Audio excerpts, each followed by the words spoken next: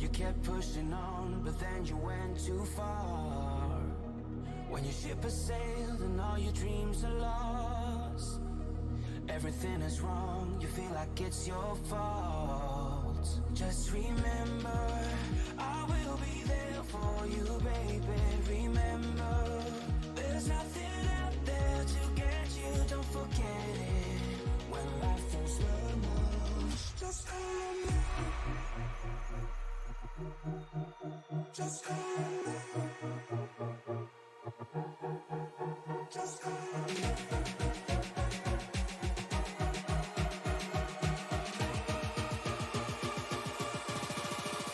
Just call me.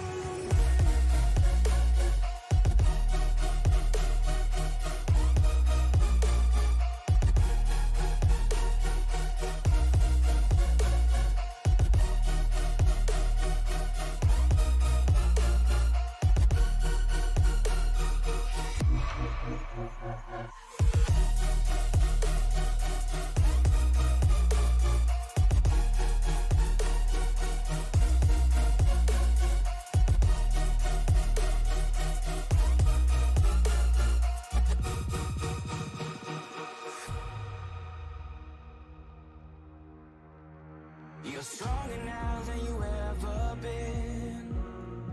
You gotta leave now, it's time to catch the wind.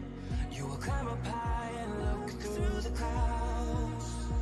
And when you're feeling low, I know you'll bounce back. Oh, and just remember, I will be there for you, baby. Remember, there's nothing out there to get you, don't forget it.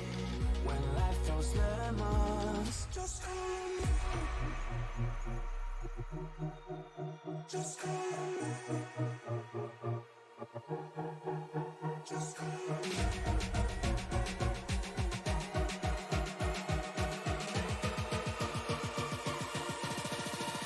Just call me.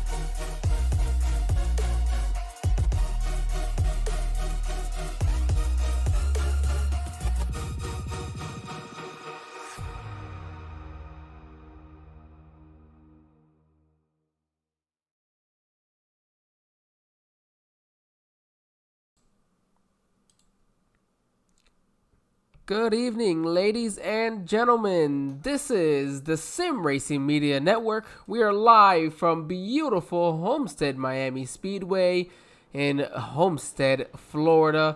I am joined today, myself, Angel Santiago, joined today by my broadcast partner, Matt Metler. Matt, how are we doing today? We are doing fantastic. We're in my home track, the home state of Florida, the Sunshine State, but instead we're going to flip-flop that, and we're going to be under the lights tonight because the nighttime is the right time for the Fuel Fired Up series to take battle right here at Homestead. I'm ready to go, man. Man, I am absolutely excited for this. This is going to be some great racing tonight. We are, I said, live here from Homestead-Miami Speedway. Drivers are getting ready. They're during their qualifying session. My apologies here. Got a couple of minutes left before they finish up. Man, we've had some exciting racing. These guys took a couple of weeks off here for the holidays, and well, we're back here. And man, what a better place to come back to than here in Homestead, Florida. It's such an amazing track. This track and car combination has got to be one of the best in iRacing. I'll tell you, I can't believe you stole the words out of my mouth, and I'm sure you can hear the excitement and the anticipation in my voice. This truck, the package, and this track, it puts on so many great lanes of racing over the course of the fall off of the tire. You're going to see side by side. You're going to see them racing down low, hard on the inside. You're going to see them progress up to the top, you know, where Mama hides the cookies. All over the place tonight. It's going to be action-packed from flag to flag, and I'm chomping at the bit to get going. And, you know, you talk about where these gyros are going to be running, you know, spreading out throughout the track. And that's the thing, you know, it's going to be important how well you save tires here, because tires will get chewed up so easily that you're going to want to save them as much as you can. They're going to get 4 total sets, so it's about 25 laps a set. But boy, it's going to be some hard work to save tires here. This is a place that chews up tires, and it's very hot and slick right now. The track temp was 115 degrees before qualifying started just a few moments ago. You bring up a great point about the tires, Angel. They're almost like the devil in the back pocket. You'll jump in that truck with 4 Dr. Feelgoods, and you'll be literally almost able to keep that truck matted around the racetrack. But what that is doing is that's destroying that right rear tire and also hurting the right front a ton. And if you do that, you will hurt you dearly over the course of the long run. So that's where you're going to have some mental strategy as well to remember to save those tires, especially as we get this race underway, to see how cautions unfold in the trends of the race. Yeah, I mean, and talking about, you know, a league that has typically such minimal cautions, it's going to be that much more important to be able to save your tires and make these tires last a long run, because I know that somebody told us what the fuel mileage was, more or less. We're looking at 40 to 45 laps tonight. Okay, so, yep, exactly. Okay, there, 45 to 50 laps. Perfect. So that means that if you really push it, you can make this race on one stop. It's going to be hard. The question is, maybe do some people decide to go for a 2-stopper, you know, do it at 33 and 66, and you have fresher tires, you know, an extra, you know, set of fresh tires during the race, you know, see if you can make it up on the long run, maybe. Well, when I hear that strategy, one name comes to mind. Well, a couple, but one stands out, and that's the 76 of Brian Whitney. Whitney Nation always holding it down here live in the YouTube chat for this man, but he is so good at conserving his equipment and those tires over the long run. If there's anyone that could execute that and have the highest chance of pulling it off tonight, taking momentum into consideration, that's going to be the 76, who right now is quickest in practice, or I'm sorry, in qualifying trim, I might add as well. Clayton White, he's another one that can get it done. So those are 2 drivers, the 76 and the 53. Stick out the most as a couple potential candidates that may go that route. And here we are. Qualifying is all set. We're going to get ready to go green flag racing. But while these guys get gridded up front here, we're going to go ahead and run down the qualifying order for tonight's race. Brian Whitney, as you mentioned, he's going to start on pole tonight, followed by Clayton White, Josh Benoit in third, and Tim Marlowe going to be your top 4 positions. Let's bring him the rest of the way through the starting lineup, Angel. The 23 machine, Anthony Emmerich, he's going to start in 5th. In 6th, that's going to belong to Anthony Zirkle, coming in at a 33.411. 7th spot, that's going to be the 5 of Tim Henderson. And rounded out the field tonight, look for him to be fast coming from the back. The 21 of Chris Vincent, he's starting in the 8th and final position.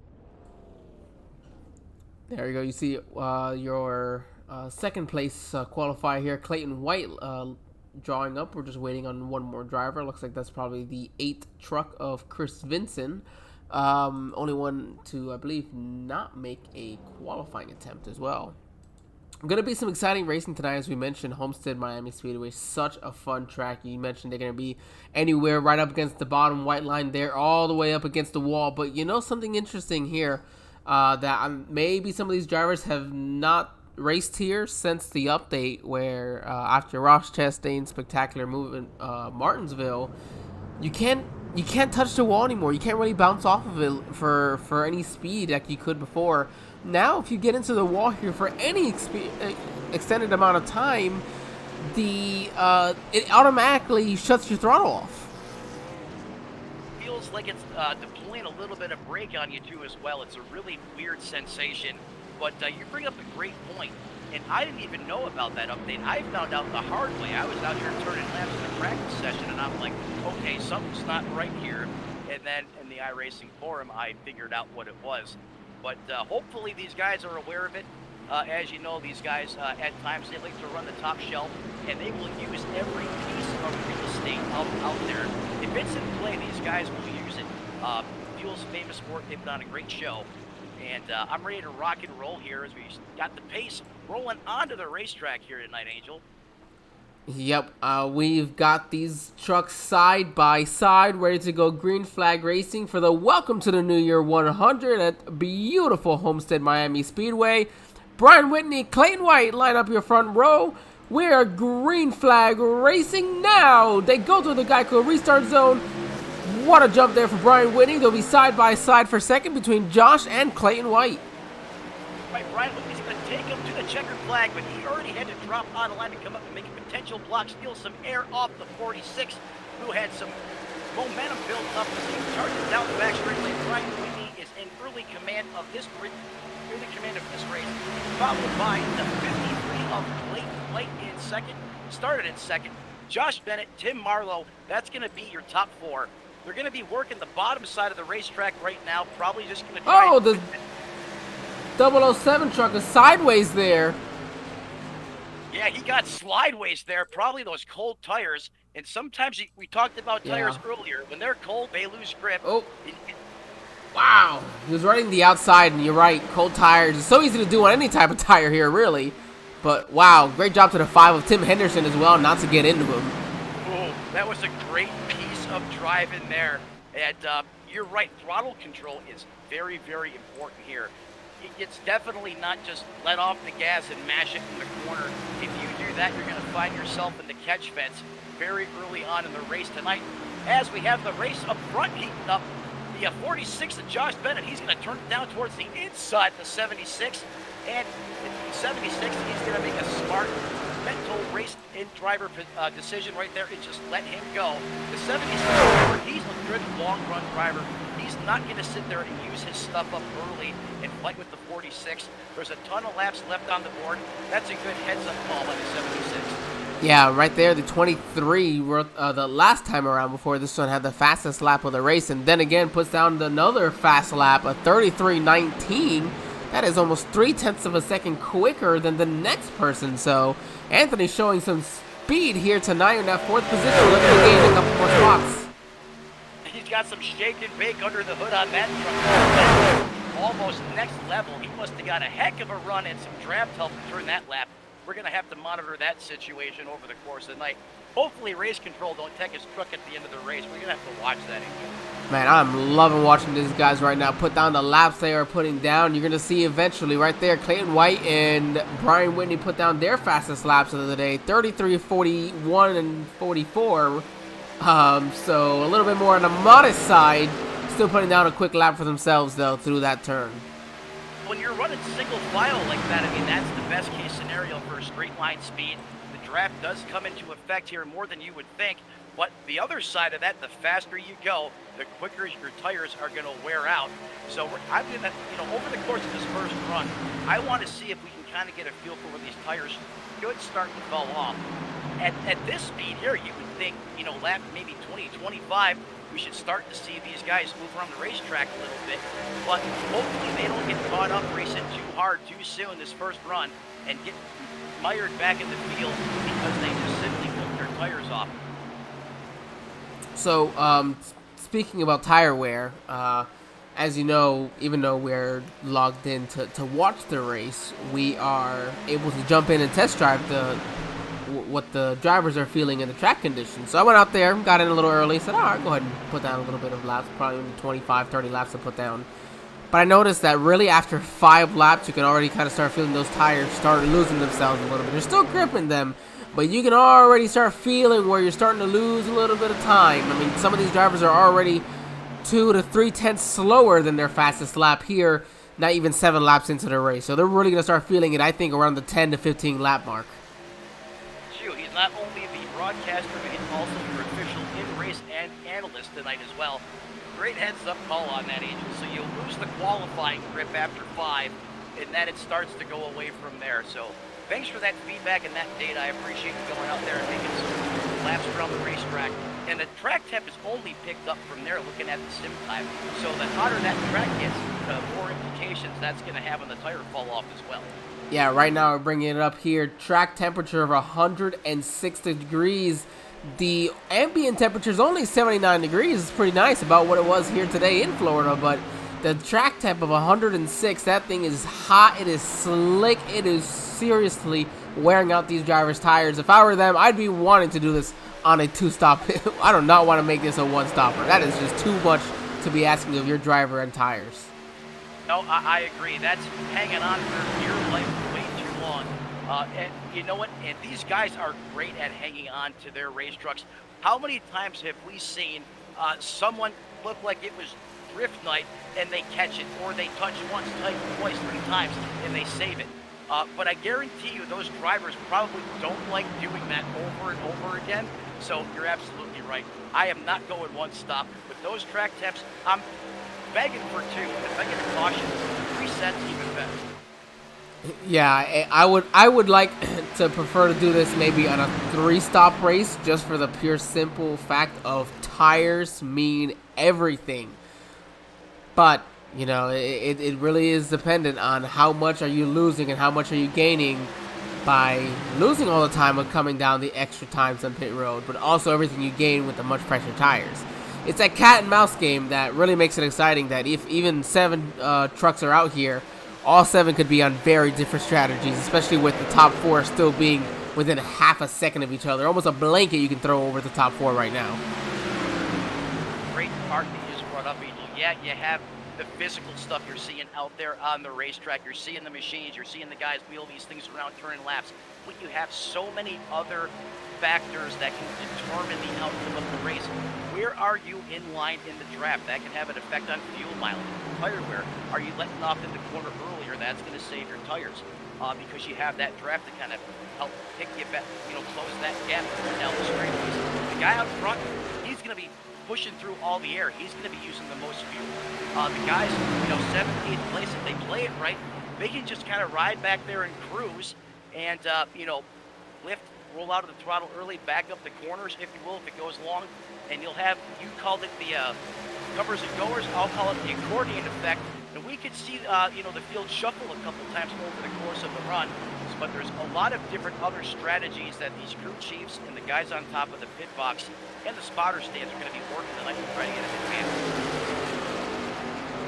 Yeah, and as you say this, we have this fantastic side-by-side action for the lead. We've had it for a little bit while. You mentioned it here, and still, a couple laps later, it looks like Brian Whitney's finally going to clear the 46 of Josh for the first position. Josh is now under attack from Clayton White for second. It is a close battle here, still within the top 4, with Anthony Emmerich only 3/10 behind them. I did want to call it out because the last time I did it, I almost did the old commentator curse, and I did not want to start this one off that way. But there you go. He was working hard. He was fighting and not giving up. He was putting the 46 under duress, and he is now back to the front of the field. And how about Brian Whitney? He can't say, I have so much positive things to say about this man. He's on a roll right now. He definitely has all the momentum. He's had consistent pulls, back-to-back wins, and he's doing Brian Whitney-type things right now. Lap 15, just when these tires start to get broke in, look where he is. He's at the front of the field, and he only gets stronger as these runs continue to go on. And if he's out front this early, if I was some of these guys back in the field, my gears are turning now because I know how good this guy is. Well, and you see, though, Josh has not really lost that much. He almost fell there to Clayton White and then getting back past him with Clayton falling back there fourth. Josh is still only 2.5 behind your leader, Brian Whitney, so he's keeping up very well to show that, he had speed early in the run, and he's still going to keep up pretty decently, at least partway through the run here, depending on how long they plan to go on this run. Right, and maybe he also could be playing the psychological side of this too, right? Maybe just let him go on by, make him think he used the stuff up. So there's a lot of different strategies that can be going on here, but historically, looking at the trends of the race, this is what the 76 does. He just tends to perform better than the other competitors out there on the racetrack over the course of the long run. But certainly, there's a long way to go, Angel. The 46 could be right up here in 2 laps, knocking on the back door and coming back by. We just have to wait to see. And here you see the 3rd and 4th place drivers of Anthony Emmerich and Clayton White battling it out for 3rd place side by side as they go down the backstretch. But Anthony's going to have the good run off the turn. From the high side of off of turn 2, he's going to stay to the high side in 3 and 4. It's what gave him the 3rd position back as he looks to hunt down the 46, maybe for 2nd place. But nope, Clayton White right back to the bottom here off of 4. Yeah, the 23 has found the secret sauce in Mama's cookbook, and he's the first one to venture to the top side of the racetrack where Mama likes to hide the cookies, and it's paying dividends. That 23 is getting a run through the center of the corner, is able to pick up the loud pedal, and he is getting some great runs down the straights. We're going to have to see if the other drivers start testing out his line there. That was a great heads-up strategy there by the 23. It's early in the race. You know, I'm going to put my truck where others aren't and see if I can find an advantage. And based upon what I just seen, I would say he found something up there speed-wise. Well, yeah, that can help you speed-wise, but a lot of times that's also going to hurt your tire wear. You know, typically you're going to be wearing out your tires more on the high side. So you have to be careful as well. Maybe depending on how long you plan to be out there, whether or not you want to be up on the high side for too long, really losing the life on those tires. There's so many different variables, right? There's so many different what-if scenarios. And, you know, some of these guys, I mean, you'll put yourself in different positions on the racetrack when you have a smaller field just to see potentially, almost like a test session, right? And you'll just see how your truck is going to perform in a given scenario. And it's early enough in the race for the 23, you know, and other guys, you know, Chris Vincent, Tim Henderson, Clayton White.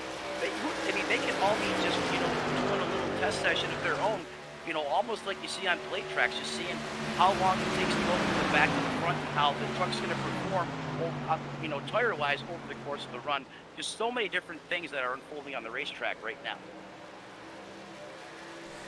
Yeah, I'm just really interested. We said 45 to 50 laps, so I mean, if it's possible to save those 50 laps, but boy, how much of a risk is it going to be if you know, you are one of these guys running up front of the championship and you run out of gas? I mean, I know there's only 7 drivers on track, but that could mean a win to 7th. That's a big loss right there. How much are you willing to risk in that scenario? Well, side of it there too, right? I mean, the worst you're going to come out of this deal is with the top 10 and 8th place. So that's a really good insurance policy. That's a great reason why to come out here and start in the race tonight. But, you know, like you said, how much are you willing to risk if you're Brian Whitney, if you're Clayton White per se? How, you know, Vegas odds, right? So, yeah, certainly if you know, you're going to roll the dice a little bit, but if you're going to come down to a situation where, you know, there's a high chance you're going to run out of tires or fuel before the end of the race, you know what? Make that extra pit stop. What's the worst you're going to do is, let's say, split the difference, and at least you're not coming home in 8th. Yeah, I'm most certainly doing the opposite of what the leaders are. You know, if I'm not going to be the leader, I'm going to go ahead and try something else, because you got to do something different.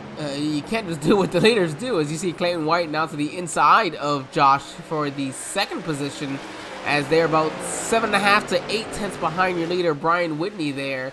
And Anthony Emmerich's dropped about 9.5 to almost a second behind, as it is a side-by-side battle here for 2nd place. 23 laps now into the 100-lap race for the Welcome to the New Year 100.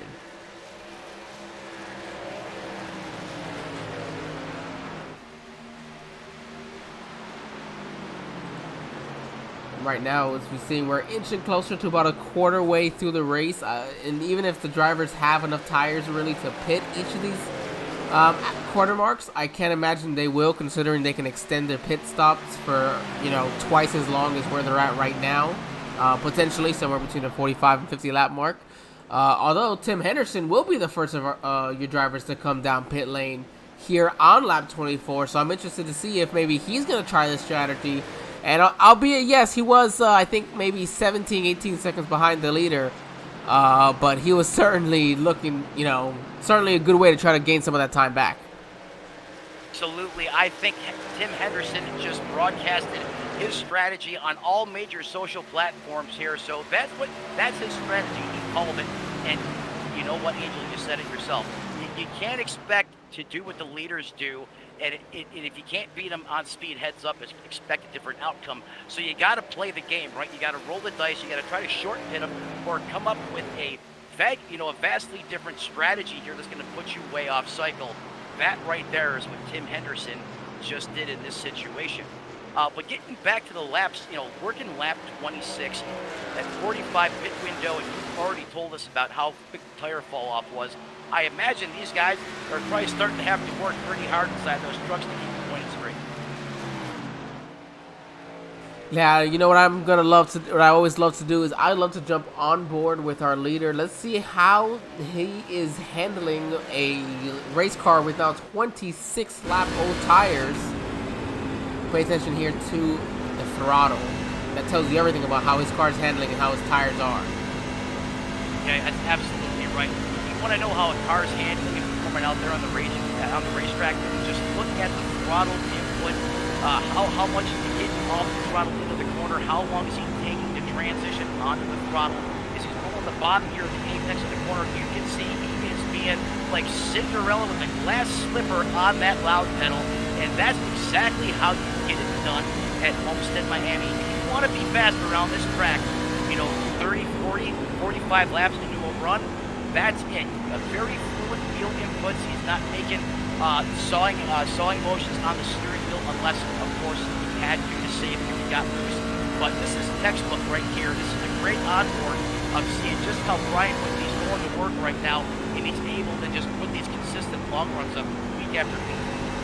Right now we have jumped on board with the 53 of Clayton White to see how he is handling his truck here behind Brian Whitney. We see him get a little bit loose there off of turn 4, or coming off through turn 4. Looks like he drives it in a lot deeper than Brian Whitney, but because of that, he's not able to put the throttle down the way Brian can. He's really loose there off of turn 2. Great save there, but he's going to lose a little bit of time in the process. Yeah, he is full sending that truck in on the corners right now, especially with 29 laps on the tires. That is some great heads-up driving out there right now by Clayton White. But I love it. Oh, he got to the wall. Oh, just a kiss. Yeah, I got a little flash date going on the top side of the racetrack there. He was coming off turn 4, going down the straightaway. But that's how it starts, right, Angel? Yeah, absolutely. That's how it starts. And that typically that's the tip of the envelope. You shouldn't push it any more past that, and start backing it off and coming back down the other way. Because we're still not at the pit window. We still have another 15 laps.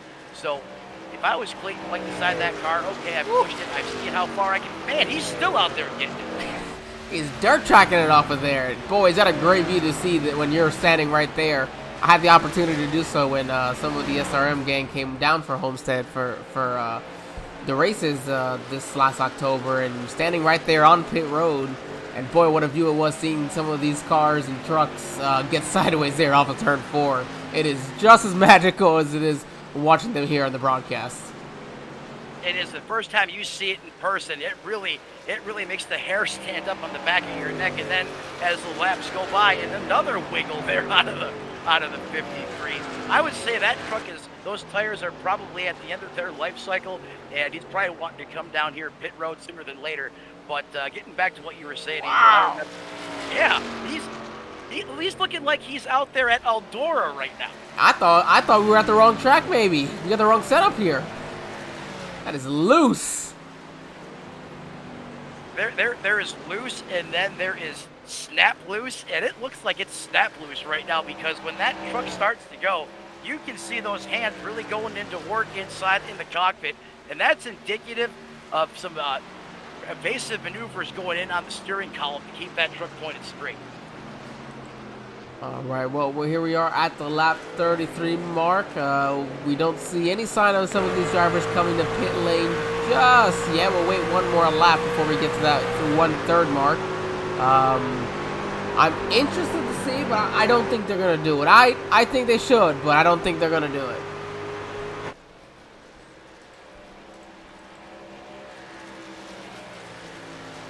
No, doesn't look like we have any biters. So because of that, we'll go ahead and hit our first commercial break of the evening. We've got to go ahead and pay some bills here at SRM. We'll be right back, everybody. Got to keep the lights on.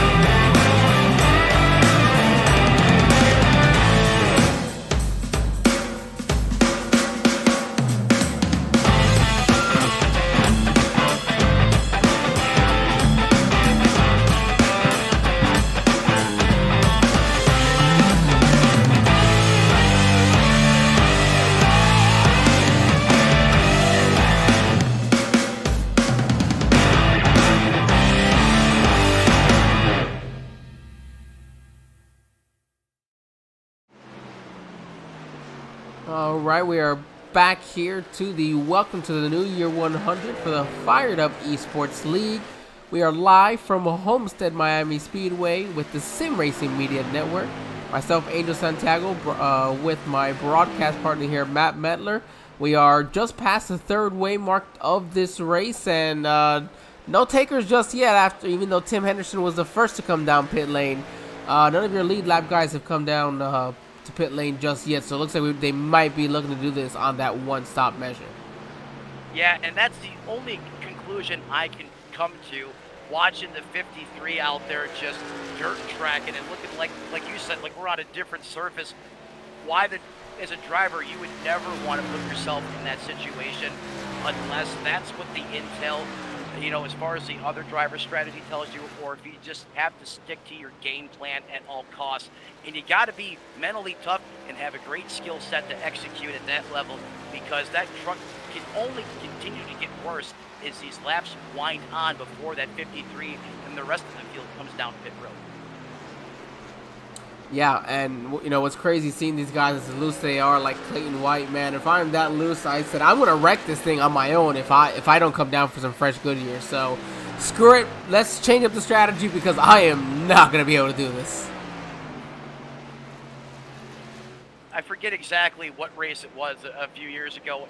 I think it was Keselowski, and he was talking to Paul Wolf, and he said, "No, it's wrecking loose." And immediately after he said that, he literally got into a wreck and took out 3 or 4 cars. So you're absolutely right. I could not agree with you more, Angel.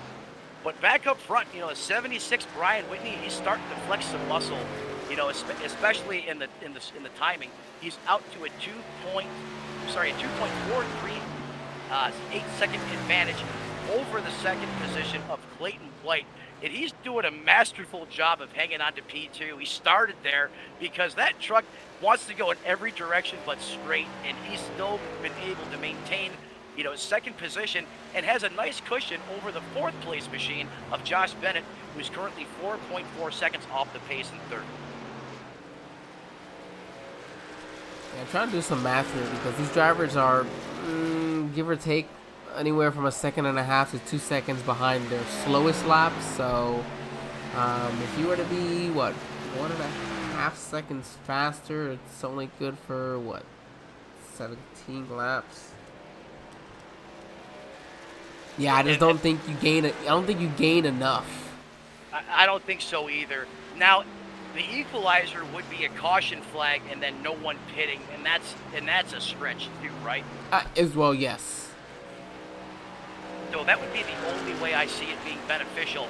But then, you're really going to have to win the Mega Millions, and by that, everyone's staying out on the racetrack in this situation. Man, I sure hope we do. That's a lot of money right now in the Mega Millions. We're going to go buy a race team if that happens. Oh, I'll buy myself a truck team just for it. Oh, okay. Well, now you know what our future plans are. Especially on SRM. Hey, it's a win-win, right? I would say so. Shoot. We'll be at Homestead-Miami Speedway, too, just for the fun of it. Exactly. Hey, your home tracks, Daytona, my home tracks down here, we're pretty much in the same state. We got 2 tracks covered right off the bat. Come on, does it get any better than that? No, it does not. As we do this, we're about to complete lap 42, so 42 laps here into the 100-lap race. We'll go through a brief driver run-through. So Brian Whitney from... It's Washington. I'm just not even going to try to butcher that one. Do you want to go ahead and try to butcher it with Matt? To attempt to butcher that.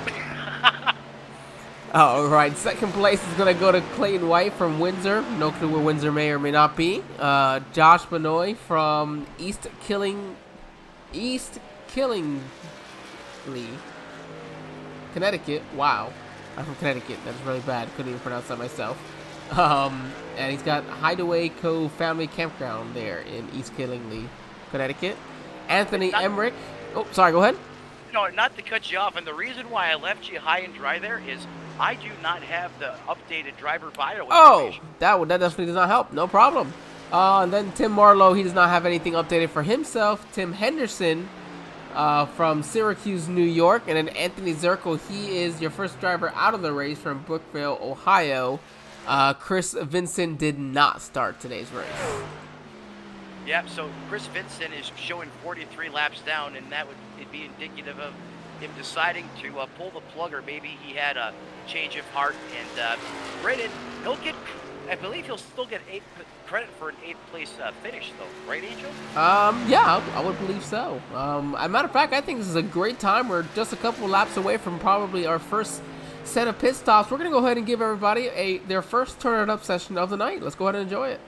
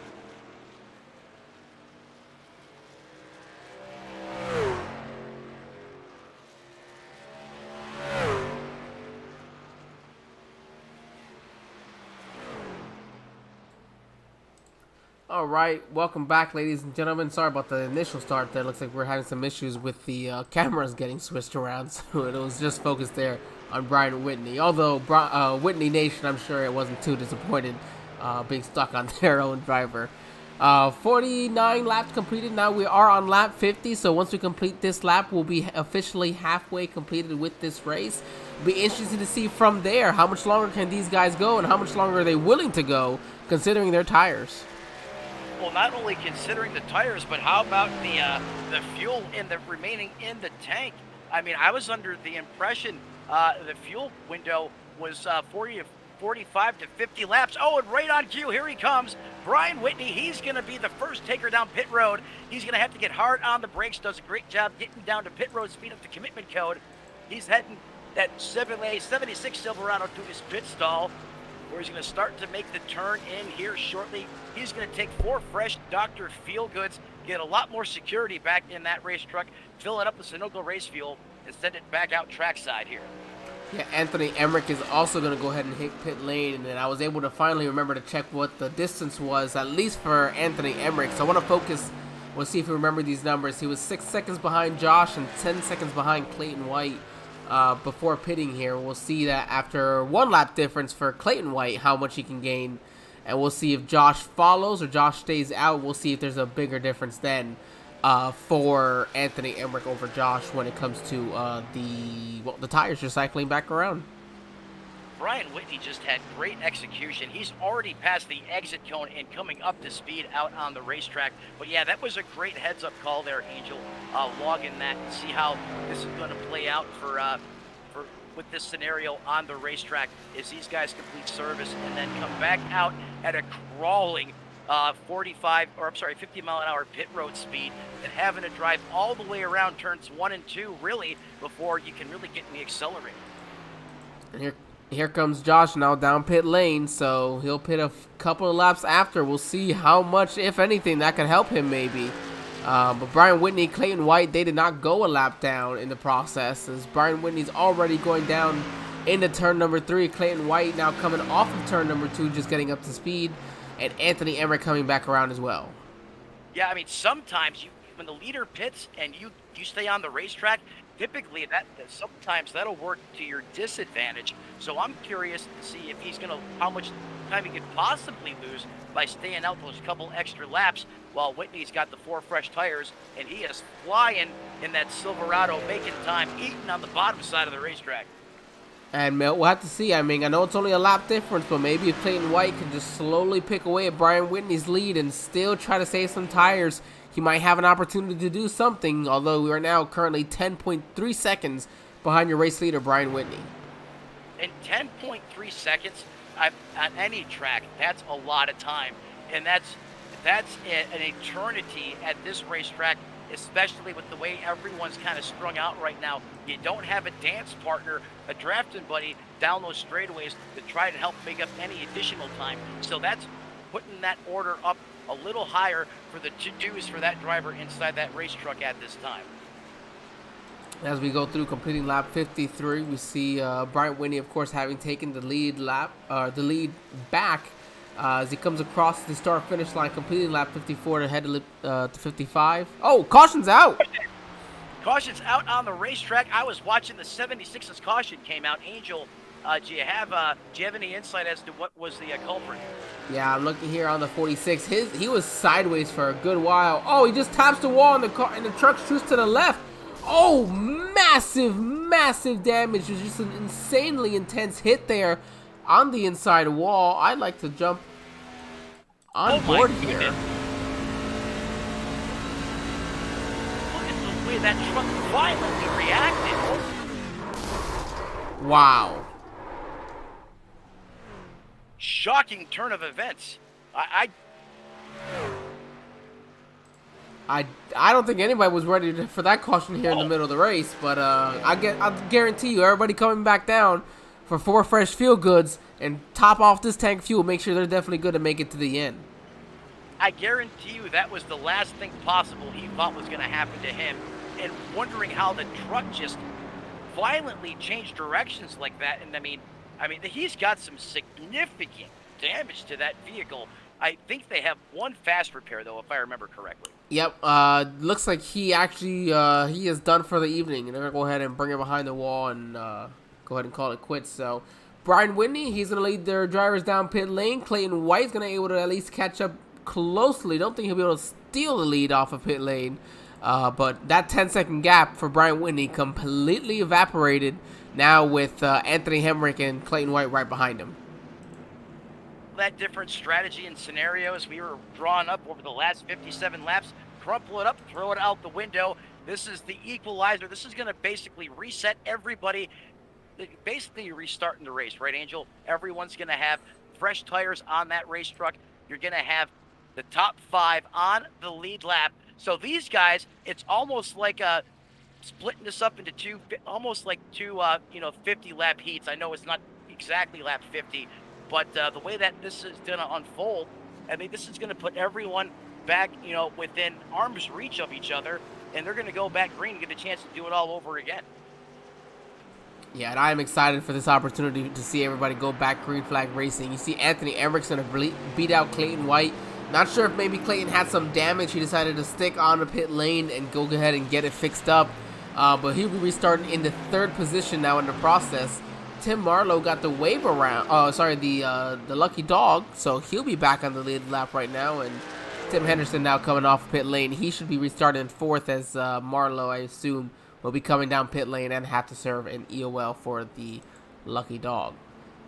Right. So he's going to go at the back of the longest line, being the lucky dog. But hey, there's only going to be 5 cars in contention here. So I mean, you're not having to drive through the masses and all the lap down traffic per se like you would in a typical field. So that's going to, take a lot of the potential stresses and the other challenges you got to overcome out of the equation. We just come back around and be inside the top 10.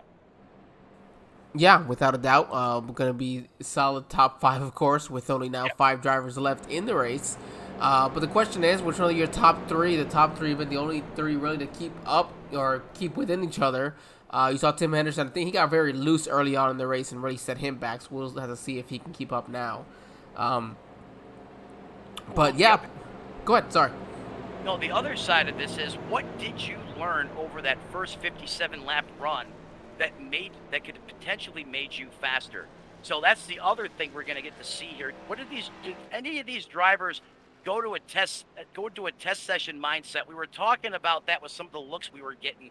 Now they have a really great opportunity to showcase that, because we're re-racking and restacking the deck. So let's see if we get a dark horse here that's going to come up and challenge that 76 machine with something they may have learned, or just out there turning laps, out there in the truck, that's going to help them over the course of this run. Yeah, and at the very least, they know that they won't have to go as long on this run as they had to do on the last one. Last one, a lot of these drivers went 51, 52 laps. This time they'll only have to be tasked with going about 42 laps or 41 laps. So I think they'll be a little more grateful to have 10 laps fresher tires at the end of it. I would have been having a nervous breakdown at lap 35. I couldn't imagine going that many laps. But you're absolutely right. And these guys did such a great job out there at speed, and were able to handle, and control these trucks the way they were. I mean, the 53 of Clayton White, he was putting on a show, dirt tracking it out there for the last half of that run. It was really entertaining to watch, but he didn't get a mark on that race truck. That's incredible, Angel. Yeah, he did a great job, and right now he's going to be lining up there in the 3rd position, and we'll have to see if he's going to be able to make a move here. It'll be important, though, this restart, to see if he can make the move to win the race. I'll hand this restart, though, off to you, Matt, seeing as I got to start the race for him. Here we go. That iRacing.com truck's going to turn down pit road. Here we go. Restacked, re-racked. Then the Geico restart zone. Whitney Nation, he puts the pedal through the floorboard. Gets a great restart on that Chevy Silverado. He's going to drift up to the 2nd lane, try to potentially block the run coming from the 23 and get some of that air to help accelerate the vehicle. He's going to crank it down to the apron of the inside line of the racetrack as he's accelerating already back down the backstretch. Opened himself up to a nice little gap already. That's a masterful restart on a 1.5 miles. He just said, see you guys on another planet. I'm out of here. Looked like he had 50 more horsepower than everyone else on that restart, Angel. Yeah, it can look like that when you are the control car at a track that is so slick. You can control how much fuel or how much throttle you're going to give the truck. Everybody else is panicking, thinking, oh, I gotta go, and they start to floor it, and that's when they're spinning their tires, struggling to get it to restart, and leader's like, all right, I control this, no problem, goodbye, I did this nice and smooth. Everybody's overreacted. The mental psychology and the mental strategy, right? And that falls right into the 76's wheelhouse, because only he knows when he's hitting the gas, and everyone else is trying to anticipate. And you said it best, this track is slick. You certainly can't just mash the throttle. So the 76 was probably in the poised position under these circumstances to get the best restart, but that was still a heck of a restart. He jumped out there, and he jumped out there in a hurry, almost getting ready to eclipse the 1 second differential over the 23 of Anthony Emmerich, followed by Clayton White, who's currently residing in 3rd position. How about Anthony Emmerich, though? He started 5th. He's currently up to 2nd. So he seems to be the biggest mover out there on the racetrack so far. But we still got a long way to go, Angel, as Whitney Nation continues to carry the torch in the Sunshine State. 76 of Brian Whitney, he's putting on a clinic right now. Yeah, we just jumped on board there briefly with Clayton White going back there about a lap or 2 ago, where he was absolutely sideways off of turn 4, was looking almost probably at a 70, 80 degree angle at that inside wall, was able to manage to gas it back up, get it straightened out, and is okay, but gonna chew up his tires in the process, and then lost 2nd to Anthony Emmerich and 3rd to Tim Marlowe. We jumped on board there briefly as well. We saw that truck just go absolutely sideways. You can hear him gas it up and keep it going, really dirt tracking it to keep it from just smashing into that inside wall. Rendered speechless. I couldn't believe what I was seeing. I'm like, oh my God, he's gonna lose, he's gonna go around. And the truck never broke that angle. He was able to gather it back up. And you're right, that's going to cheese grater those tires, which has allowed the 23 to reel him back in. But that was an cataclysmic state. Oh my God, Brian Whitney just showing how good he is behind the wheel of that race truck. I couldn't have pulled that one off, not even close. Yeah, and Tim Marlowe just put down his fastest lap of the day. Actually, a little bit quicker than Brian Whitney, your leader's quickest lap of the day, about 2/100ths of a second quicker. So Tim showing some pretty good speed here at a pretty good point of the race right now, running in third in front of Clayton White, trying to hold him off, but also trying to reel in Anthony Emmerich and Brian Whitney here as we have about 35 laps to go left. And welcome to the New Year 100 for the Fired Up Esports League. We talked about this, comers and goers, and what did you learn out there on the racetrack? And let's not forget, this is also an open setup race. So some of these guys could have made some adjustments underneath on the chassis of those race trucks out there tonight, and that could, be also helping them pick up the speed on the, not only in the mile per hour category, but on the time on the stopwatch as well. But interesting, the 23 of Anthony Emmerich. When Clayton White had that massive power slide save, which was still just incredible. I still can't believe what I witnessed. He was closing the 70s. He was closing down that gap up to 76 in a hurry. I thought for sure by now he was going to be able to pull up on the back tailgate of that 76. And for whatever reason, Anthony is just having a hard time breaking through that 0.3 second barrier. And you look at them slide through the corner. You can tell he's trying like heck to catch him. But for whatever reason, perhaps the 76 machine's tires have cooled down a little bit and offered a little more grip. But the 23 just wasn't able to get all the way to him, which I thought was going to be a game changer with the tire offset. But the longer the 23 takes to try to run to catch up with that 76, the more tire fall off he's going to have, the harder it's going to be for him to pass him. Yeah, right now you see Clayton White really fighting hard there with Tim Marlowe for the third position, trying to clear him. It looks like he'll finally clear him off at turn 4. Wow, very close there now as we're on lap 69 of 100. So now with only 32 laps left to go in this race, Clayton White's about 1.06, 0.1 seconds behind your leader. He's got a little bit of ways to go. Still got Anthony Emmerich, who's about 8/10 in front of him, if he wants a shot here to win this race over the final 30 laps or so. Yeah, right now the battle on the track is the 007 Bond and the 53 of Clayton White. And these guys are duking it out right now as much as you can right now with the amount of competition there is out there on the racetrack. They're getting squirrely on entry. They're tail sliding on corner exit. The 53 and the 007, they are going at it right now. And it's a great high-octane battle out there on the racetrack. Just watching these guys go to battle. The 07 here changed up. 007 changed up his line a little bit that last time through the corner. He's going to bring it down just about a half lane lower, just almost touching the right sides, right on that white line around the racetrack. That's going to be the fastest way around, but that also can use up your tires in a hurry if you consistently run that line over and over again. But I like the way he's heads up on the wheel. He's being aggressive. He's not giving up, and he's determined to find a way to run that 53 down.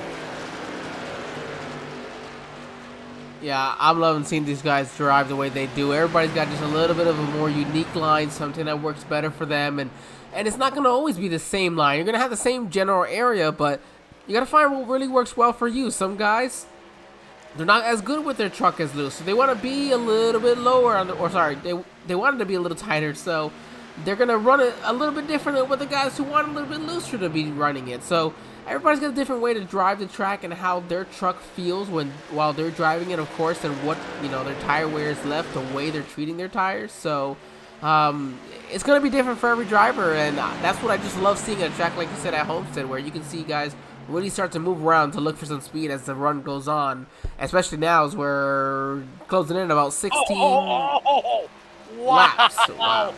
Oh, the 007, he just about looked like Sam Hornish Jr. back at the 2008 All-Star race with 45 degrees of skew in the freaking rear end of that truck. Oh my, what a save.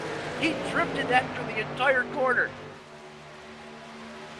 Wow, oh wow, what a save that was that we got to watch there. Just a stunning job. We've seen some good saves, and that's something I love about Homestead-Miami is that, can you wreck big? Sure, but man, we see some beautiful driving with some of these drivers. But hey, I don't know if you noticed something, but we have some shade on the track right now. It's not as sunny as it was. Jill, the last thing we want to do is tell these guys the grip is going up. Because you know they'll only find a way to push the envelope even harder. But that's the other thing I was going to mention earlier, but I didn't allude to it. These guys are so good at making you think they're going to wreck or they're going to spin out, and they don't. And they do it time and time again. And, I mean, the 76 had that massive power drip. What it should have, it didn't. And Bond out there, he just basically gave his best recreation of it. And both still trucks are perfectly fine, unscratched, and didn't even lose a position out there on the racetrack. And I guarantee you that probably wasn't the last time they're going to do it either. Oh no, I guarantee that the same thing. It's definitely not going to be the last time we see somebody sideways coming off of turn 4 or turn 2. We're going to see it coming down to the line. These guys are going to be slipping and sliding everywhere. It don't matter where you are. You see the 007 sideways again there off of turn 4. Man, let's jump on board with this guy. I want to see what his hands are doing. They have to be working very hard right now. Angel, I'm muting my mic. You can take this one, man. Oh, I'm not going to say nothing. I'm going to let us just watch and enjoy. Well, that time he kept it pretty good, though.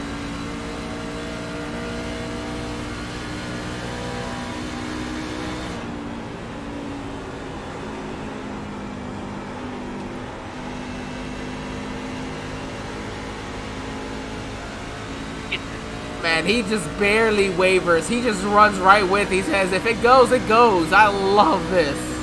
Like, that's why I said I'm gonna mute my mic, because I'm just losing it over here.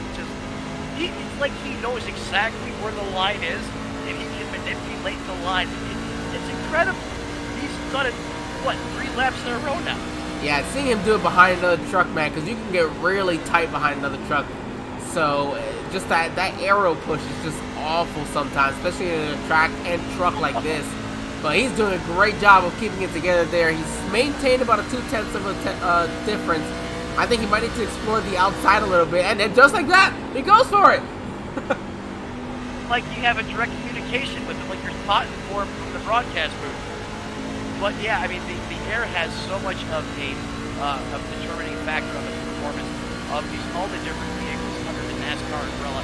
But specifically the next-gen car and this truck, this current package, specifically at these types of racetracks. As you see him again, look at this! Oh my goodness!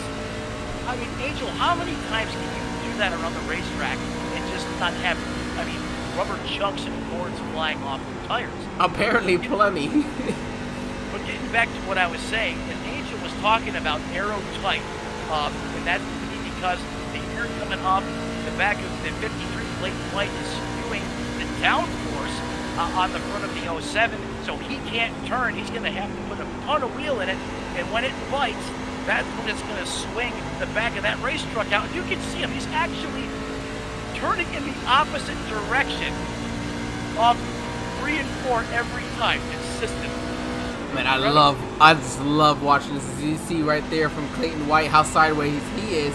You know, I think a great view might be the gearbox from right behind. We'll see this going a little sideways, and we'll get to see the 007 go sideways there again off of turn number 2. I'm going to have to start scoring them on angle and tire smoke. I mean, this. Oh, big one! What a save! He's like, okay, Bond, you're getting all the credit. Watch this. I'm going to do it better. Yeah, let's watch this again here. Let's roll that one back. That was Sideways, kept it in it. Wow, same spot as he did the last time as well. After all that work to get past Tim Marlowe, and he's got. Wow, let's go ahead and jump on board with your second place driver. See how his truck, is handling here. As he is about 1.6 seconds behind your leader and 1.6 seconds ahead of your third place driver, Tim Marlowe, smack dab in the middle. Well, he's got Ricky Bobby on the truck, and I can only imagine with that beat, we would think he would be mirroring the 53 and Bond 007, but he's not so far. We had big interaction just behind them. I think between the 53 and the 5, I think they may have made contact there, Angel. Not sure, but it looked like it. Well, let's just go back briefly here. No, I think the 007 just comes up, slides, and tags the walls. What happens, and he allows the 53 to get in right behind him again. So Clayton White, look, he's all the way on the high side. He is running up against the wall up there. 18 laps to go in this race. These guys are. This looks like a battle at Michigan with like a with a draft pack of 2x2x2 out there, and these guys just dicing it up, and they are putting on a clinic here at 53 gets loose again. He's gonna wash up the racetrack to catch it. He's running down the front stretch. But these guys, you know what? They're going checkers or wreckers, or in this case, third place or nothing. The way these guys are just going at it 110% out there on the racetrack. I mean, who says you can't have a good battle in great racing unless you're making contact? I'm sorry, you're wrong, because what the 007 and the 53 have done the past 10 to 15 laps is just incredible. Yeah, you see the 53. Whoa, really loose sideways there. Wow, what a save. Thank God those trucks generate some side force when you step them out like that, because, Clayton, I know you're good, man, but I mean, every time I say you can't push it any further than that, that's the envelope. They find a way to do it. But, I mean, Clayton, he's better than I am. I no way I can do this time and time again. I look like I just took my car through a demolition derby. 16 laps to go here. You see, we're on board Anthony Emmerich, and wow, he's extremely loose. That thing was almost 90 degrees to the right there, coming off of turn number 4. I love seeing this onboard view, man. It really shows how great these drivers are right now. They're hanging on some pretty old tires at that. 35 lap old tires on an over 100-degree track like Homestead. Oh, these tires are absolutely gone. I guarantee you that one. I guarantee they're absolutely gone, and they're having a little fun in between drivers right now, because this is becoming too orchestrated, it almost seems. And you know what? Why not? It's making for some great high-octane, fired-up fuel excitement, which we're come here to see the Fuel Fired Up series. And if you're not going to battle door-to-door, well, we're going to hang it out doors. We're going to hang it out from truck to tailgate each and every lap, and we're going to see who can hang it out further lap after lap until we come down to the checker here. This is just remarkable driving by the 53 and the 5. Remarkable driving indeed. As we say that, we're going to go ahead and take our second and final commercial break of the evening with 14. Going to be 13 laps to go. We'll be right back, everybody.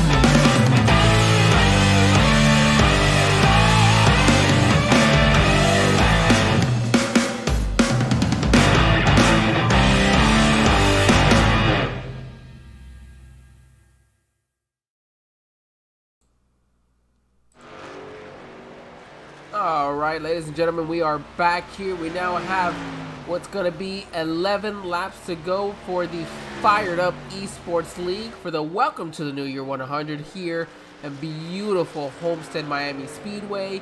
Live with my broadcast partner here, Matt Metler. Matt, coming down to 10 laps to go here. Anthony Emmerich is about 4.3 seconds behind Brian Whitney in what has been a pretty darn good race right now. And Clayton White looks like he probably almost lost it again. He is just sliding this thing everywhere. I can tell you he is excited for this race to be over. Yeah, we're going to have to recoin this race or rebrand it. Hang out with the back of your truck out 100 laps here at Homestead-Miami, because that's what these boys are doing out here on the racetrack. And you know what? I love it. This is great. I mean, you want to talk, we talk about so many times about, you know, the skill of these drivers and, you know, the realism that a simulator is able, you know, to replicate, you know, at home, you know, running the simulation. I mean, you cannot tell me or that these guys don't have talent, because I know maybe I could get lucky maybe once or twice, but to consistently put on a tandem drift event pay-per-view, if you will, at a NASCAR track for, you know, going on plus 20-some laps now, this is just incredible. This is great. Yep, and Brian Whitney will be looking for win number 5 on the season to put him as the one and only driver at the top of that, as he was currently tied with 2 others for 4 wins on the season. He'll also move to 13 top 5 finishes, because just about regardless of what happens, he'll be finishing in the top 5 tonight. So this will be 13 top 5s for him, 15 top 10s. And this is only his 16th race, so only one race Brian Whitney did not finish in the top 10. Unreal. If you want, I can't think of a better case scenario where momentum breeds confidence and more momentum. If you remember going back earlier in the season, Brian Whitney always had consistency. He had speed. Just, he could not get that elusive win. Things would happen that you couldn't even foresee in your wildest dreams. But the minute that man punched his ticket and got his first win, they have been aplenty. And this guy is, like you were saying, with the wins, the top 5s and the top 10s, he is just on a roll right now. And as the race continues to go on, you can see Brian Whitney doing what he does best, and that's increasing the gap, or basically increasing his you know, time to the good, the 4.744 seconds right now over second place. And he's the only one that hasn't switched gears to the X Games style out here on the racetrack. He's keeping that truck nice and straight, you know, just doing what he does, working on his racecraft, going to make himself better, you know, for the remaining races of the season. But again, big heads up, you know, big shout out to Brian Whitney, everyone on his team. Just way to be sound and execute all phases of the race. Bar something catastrophic happening here or a caution, you know, he's pretty much got this one locked up. Yeah, and he's coming off of turn number 4 now. Let's make it 5 laps to go here in this race. Brian Whitney still your leader. As we mentioned, Anthony Emmerich in second. Tim Marlowe looking for his first top 5 of the season, as though Tim Henderson, as he has stuck it out here for the end of this race, he will be rewarded with his first top 5 this season. So congratulations to Tim Henderson and Tim Marlowe on first time top 5 for the season for them.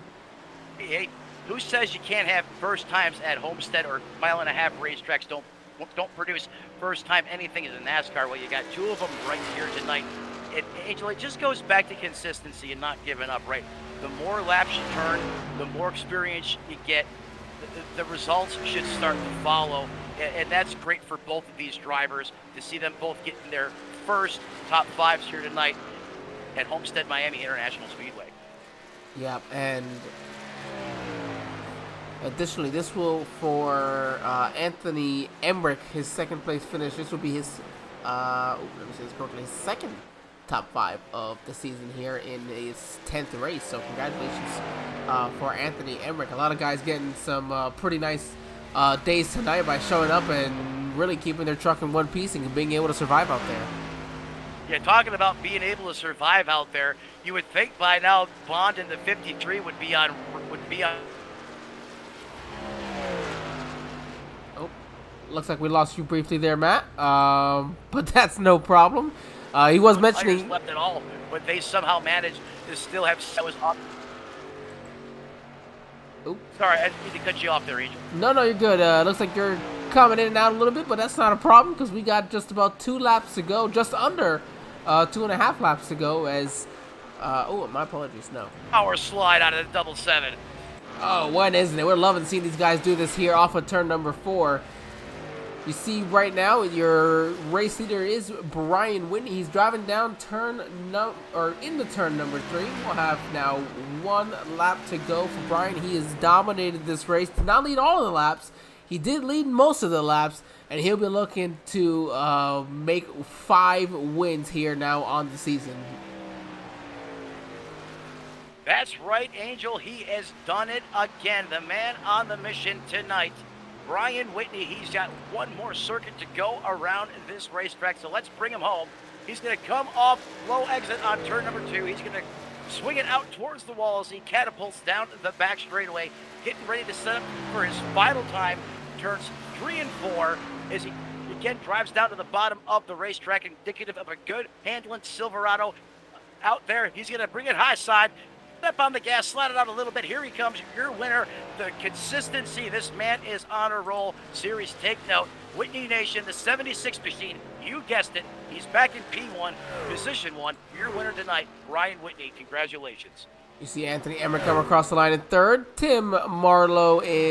Anthony Emmerich in 2nd. Tim Marlowe in 3rd. Clayton White in 4th. And Tim Henderson, he's going to come across, and he's going to come out with the 5th place position for tonight's race. 100 laps, only 1 caution. I think we're surprised that there was 1 caution. But yeah, that was an interesting race here for 100 laps, and you see we're gonna jump on board or just in front of Brian Whitney and watch him burn it down. As I think he has just a little bit of practice so far this season. Yeah, he's gotten quite good at burning it down and doing just all types of standing, rolling burnouts as he's putting on a show for the crowd and everyone. Whitney Nation in the YouTube chat, we appreciate you guys so much being a part of this and hanging out with us and Brian Whitney every single Thursday night right here, the Fuel Fired Up Esports Series.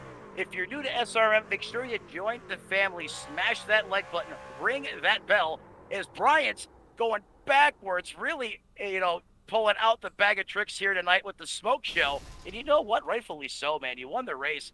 I mean, you got nothing left for that truck. Burn it down to the ground. Burned it down and blew up the motor. We got Brian Whitney now here in the booth with us. Brian, talk about that one. 100 laps. You dominated the race. Everybody was slipping and sliding, but you seem to have at least a little bit of better control with this truck here on the long run. This is just one of my better tracks, and it just worked in my favor tonight. The truck was dialed in right where I wanted it, and a lot of conserving of tires in the first 10, 15 laps of each run there, and she just kept on hooking. Yeah, I mean, you were just flying the entire time. Matt, I'll let you continue here on with Brian. And I mean, if you say momentum is not important, I couldn't look at a better case and example just to watch this absolute domination that you are on week in and week out. And you only seem to get better as you go on in the course of the run. You are so good at just getting every ounce of that Silverado week in, week out. And I was talking about it earlier tonight. I said, if you think he's fast now, wait till, lap 90. He's going to double that interval, and you absolutely did. I mean, what's the secret? Did you guys change any one thing, or was it just a matter of getting that breakthrough and the success is following suit week in and week out now? I run a lot of officials, but I've learned so much in league racing with all these guys. I mean, we work with one another to make the sets fast and talk things through. And, tonight we didn't make one change on this truck. I watched the track temperature drop 11 degrees over the course of the run. And I knew that the truck was even faster when the track was cooler. And it just worked in our favor, and I can't thank the guys enough back at Twist Attack Racing, and they support me with everything I do, and they work with me all the time. And one of these days, I know they're just gonna wipe me out, take the W from me. Well, Brian, it's like you said. Sometimes it's all the little things that you start given more attention to. And in this case, you alluded to the track temperature, which was a great heads up because you knew from all the time and practice that you and your team puts into these race trucks, you knew you didn't have to make one stop on that truck. And that just comes with, execution from leadership all the way top to bottom. And that's what you guys are doing. It's a solid collective team effort that's really making you guys shine. And it's been very fun to watch. Great job again tonight. I know you just kind of think, but you got some other people you probably want to give a shout out to, right? Oh, always Whitney Nation, my lady, all the sponsors, Martin Sports, you guys up in the booth, and anybody who deals with my frustration throughout the week of practice to get to where we're at on race night. There he is, ladies and gentlemen. The wins keep a coming. The 76 Whitney Nation. He is your winner again from the Sunshine State. Brian Whitney, he is your winner here tonight. Angel, back to you. All right, ladies and gentlemen, that will be your first place finisher tonight here in Brian Whitney with victory number 5 on the season. We're going to go ahead and bring in Anthony Emmerich, your second place driver here. Anthony, this is Angel and Matt here in the SRM broadcast booth. You got us, buddy? Yes, sir. All right, Anthony, second place finish tonight's going to be, I believe I checked, your second top 5 of the season here in 10 races. So talk us through this race, 100 laps, and how was that truck really throughout the run as the tires wore out? It was rough. It was definitely rough being able to conserve tires there. Obviously, nobody was able to do it as good as Sir Whitney up there. I did not think I had a second place truck, but I guess I made the right adjustments and were able to keep it right there in second. Yeah, man, you did a great job. I mean, you had some fantastic battles with these guys, watching them, learning something from them. Next week, we head to Bristol, Anthony. How does Bristol kind of fit into your wheelhouse? Is it something you're really, really looking forward to or something you think you might be dreading? Well, Bristol is one of my favorite short tracks, so I'm really looking forward to Bristol, but competition I know is going to be really fierce up there. Yes, it will. It's going to be time to go in and get some practice laps in before next Thursday night's race. Anthony, I'm sure you got a couple people you'd like to thank before we let you go celebrate this podium finish. Yes, I'd like to thank all our sponsors here that sponsor the Fuel League, and I'd like to thank my guys over at Twisted Tack Racing and providing me some killer setups to get the job done. Man, congratulations, Anthony. Thank you for joining us. We wish you the best of luck, and we hope to talk to you again next week at Bristol. Alrighty, thank you, sir. All right, ladies and gentlemen, that will be your top 2 finishers. Your third place finisher, Tim Marlowe, will not be in chat with us for the finish of this race. I believe it's time to go ahead, Matt, and go over our finish of the race. I can tell you this, Angel. I always told you at the beginning of the broadcast, it's the Fuel Fired Up series. Anything can happen. Well, we saw the X Games edition of the Fuel Fired Up eSports series tonight with just some masterful driving tonight by the 007 bot and Clayton White out there just pulling off all kinds of power slides, drifts, and things that I didn't think was possible. Another dominating win, a statement win by Brian Whitney. Sometimes you just wait for, just to see a flick of the circuit, just to see if this man's human or not. And he hasn't made a mistake in weeks or almost a month. I didn't mean month. I mean over the course of the past 5 races or so. This man has just been on a mission. He has been robotic out there. So he's definitely just doing everything right, executing all phases of the race. So let's bring him down through the field. Your winner tonight, Brian Whitney, the 76 machine. Runner-up, podium finish, the 23 of Anthony Emmerich. In third, 007 Bond. He was a part of the X Games crew out there. Tim Marlowe. Coming home fourth, 53 of Clayton White. Rounding out your top 5 here is going to be Tim Henderson with his first top 5 on the season, as well as Tim Marlowe. 6th place is going to be Josh Benoit. After his massive wreck that he had with about 47 laps to go, his truck would be totaled and he'd be done for the evening. Anthony Zirkle was able to complete about 30 laps or so before he parked it for the race. And Chris Vincent did not start the race, but was here in for the session, being marked in the 8th and final position. Well, Matt, this is a fantastic race. Always enjoy seeing these guys run their long green flag runs and really see what they can do on the long run with their tires on these trucks. It's so much fun watching them. Next week, we'll be at Bristol. We all know how much we love Bristol. I'm excited for it, Matt. I hope you are, and I hope everybody else at home is as well. Make sure you've liked, shared, whatever you have to do. Subscribe to us to keep up with all the notifications of all the races we do here. Matt, I know that we're on a little bit of a slow season, but some of these leagues start picking back up here, and their seasons start up again here the next couple of weeks now that the holidays are over. That's absolutely right. We're coming out of a little bit of a lull, just some change up. But as we get ready to shut things down here, the nighttime is the right time, and it was the right time for Brian Whitney to punch his ticket at Homestead. For Matt Metler and for Angel, we'll send it back down to you guys next time. We'll see you back up here next week, Thursday, in the booth for the Fuel Series.